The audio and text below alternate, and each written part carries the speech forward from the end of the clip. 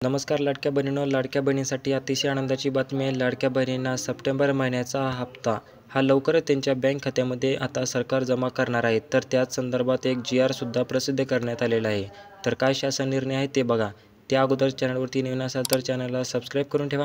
अशाच महत्त्वपूर्ण व्हिडिओज तुम्हाला मिळत राहतील. चला तर मग व्हिडिओ सुरू करूयात. तर मित्रांनो, तुम्ही पाहू शकता मुख्यमंत्री माझी लाडकी बहीण योजनेसाठी सन 2025 ते 26 या आर्थिक वर्षामध्ये निधी वितरित करण्याबाबतचा हा GR आज प्रसिद्ध करण्यात आलेला आहे. तुम्ही पाहू शकता 8 ऑक्टोबर 2025 रोजी. तर इथे बघा, संपूर्ण माहिती त्यांनी इथे सांगितली आहे.